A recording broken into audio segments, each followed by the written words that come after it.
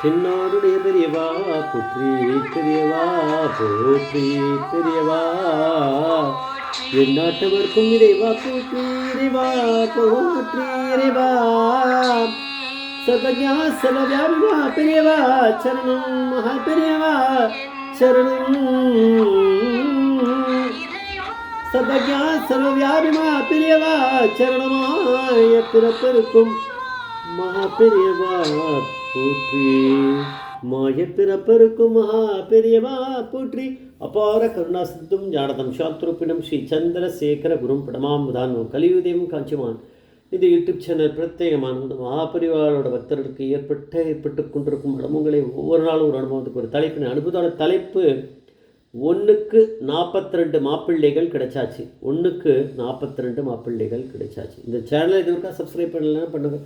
தினமே உங்களுக்கு பாக்கியம்னு ஒன்று இருந்தால் இந்த சேனலை பார்க்க முடியும், பாருங்கள். வந்து கச்சிமுதூர் கருணாமூர்த்தி அப்படின்ற புஸ்தகத்தை எழுதியிருக்கார் ஒருத்தர். அதை வந்து பாலுமாமா அந்த மாதிரியான பெரிய பக்தர்கள்கிட்டேருந்து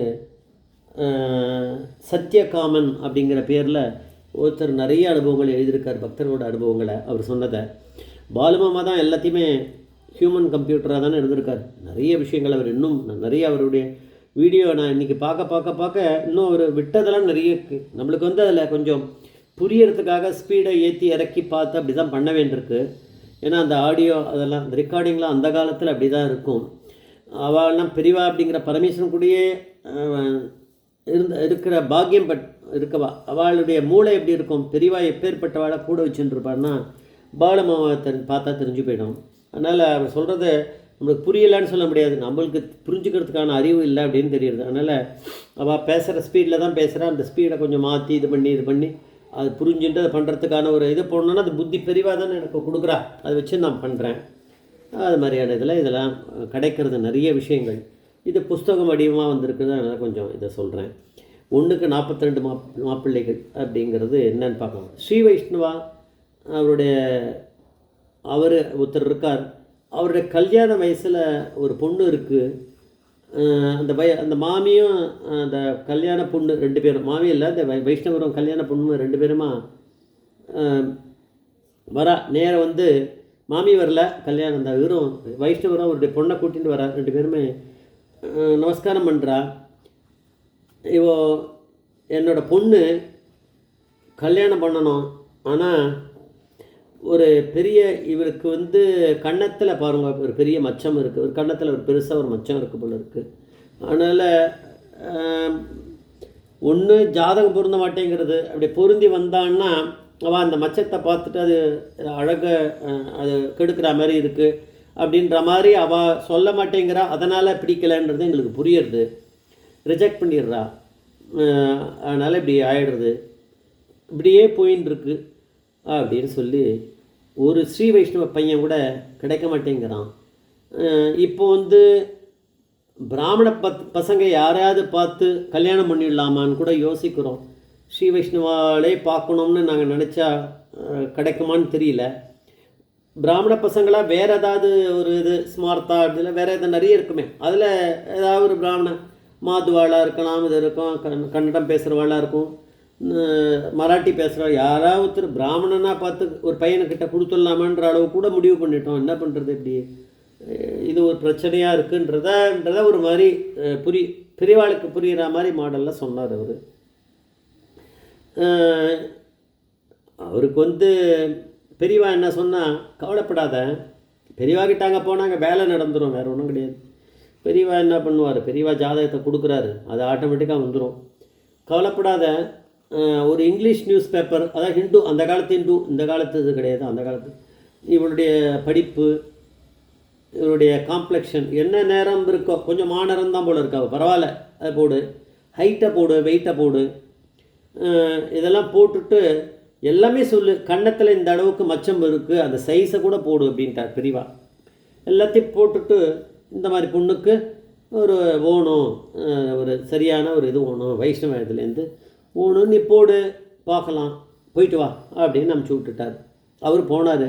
அதே மாதிரி ஒரு அட்வர்டைஸ்மெண்ட்டு ஒரு இங்கிலீஷ் நியூஸ் பேப்பரில், லீடிங் நியூஸ் பேப்பரும் போட்டிருக்கு, அது யார் ஹிந்து தான் இருக்கும் அப்படின்னு நான் நினைக்கிறேன். அதுக்கு கிடைச்ச ரெஸ்பான்ஸை பார்த்தா அது யாருன்னா பெரியவா அப்படிங்கிற பரமேஸ்வரன் வாயிலேருந்து வந்ததுனால அது நடந்துடும். இல்லைன்னா நம்ம வேலைக்கு போடுறோம், நிறைய இடத்துக்கு அப்ளை பண்ணுறோம், எங்கே கிடைக்கிறது, ஒத்த கூட கூப்பிட மாட்டேங்கிறான், அப்படி ஆகிடுறது. கல்யாணம்னா ஒத்த கூட நடக்கலை, இது எதுவுமே எல்லாமே ப்ராப்ளமாக இருக்குது.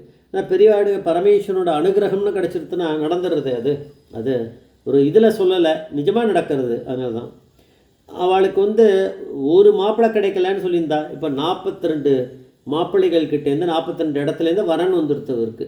அதுலேருந்து இப்போ அவள் செலக்ட் பண்ணுற மாதிரி ஆகிடுது. பொண்ணு இப்போ கூட்டின்னு வந்தார் வைஷ்ணவர், அவர் வந்து எந்த பையனை நம்ப பண்ணலாம் சரி அப்படின்னு பார்த்து அவள் வந்து அதில் வந்து நிறைய செக்லாம் பண்ணி, அதுக்கப்புறம் அஃப்கோர்ஸ் பெரியவாளுடைய இதை வந்து அனுகிரகம் இல்லாமல் பண்ணியிருக்க மாட்டா, போய் சொல்லி தான் பண்ணியிருப்பா. இருந்தாலும் அவருக்கு வந்து இப்போ 42 வந்தது. அந்த 42லேருந்து ஒன்று பார்த்து செலக்ட் பண்ணுற மாதிரி ஆகிடுத்து அப்படின்றா. பிரத்யக்ஷ பரமேஸ்வரன் நடத்துகிற திருவிளையாடல் தான் இந்த மாதிரியான நிறைய திருவிளையாடல் நடந்திருக்கு.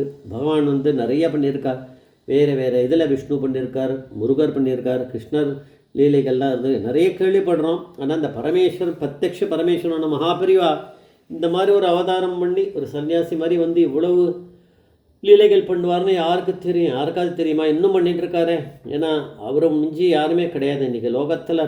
பகவான் வந்து அவர் தான்ற மாதிரி இருக்குது இப்போது.